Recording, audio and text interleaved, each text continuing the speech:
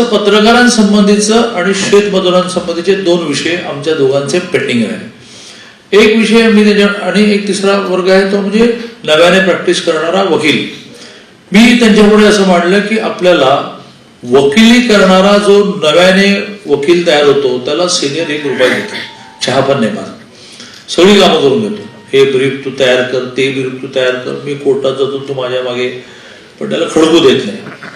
का त्यालाही शिकायचं असतं म्हणून तो त्याचा काळाकोट पकडून राहतो आणि मग केव्हा तरी स्वतःच्या प्रॅक्टिससाठी उभा राहतो. काही जण फ्रस्ट्रेट होतात, निराश होतात, स्वतःच्या प्रॅक्टिसकडे बंद राहत नाहीत, वकिली सोडतात, नवीन काही करतात. यांना आपल्याला 5 वर्ष आणि सुदैवाने याची व्यवस्थित नोंदणी असते ना, तर तो वकील झाला की त्याला बार कौन्सिलमध्ये मेंबरशिप घ्यायला लागते. मग त्याने जर नोकरी केली विषय संपला.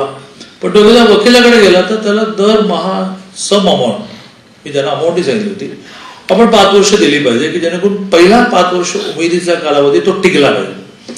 सेम अबाउट पत्रकार, पहिली 5 वर्ष त्याला खडकू पण देत नाही त्याचा मालक. तो म्हणतो की तू फिर, जाहिराती गोळा कर, मग तुला मी 10% देतो, 8% देतो. मग ते मिळत पण नाही कारण त्या जाहिरातीचे पैसे वसूल होत नाही. मग तुझा मालक म्हणतो की तू वसूल नाही केली, तुला कुठून देऊ.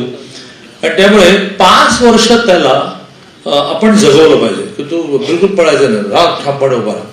आणि जगवण्यासारखी आवड आहे. मग आम्ही प्रत्येकाला दरमहा ₹1000 असं नाही चालत, ₹10,000, ₹12,000, ₹15,000 अप्रेंटिसशिप ऍक्ट मध्ये जी अमाऊंट आहे आणि ह्याला केंद्र सरकारशी जोडता येईल.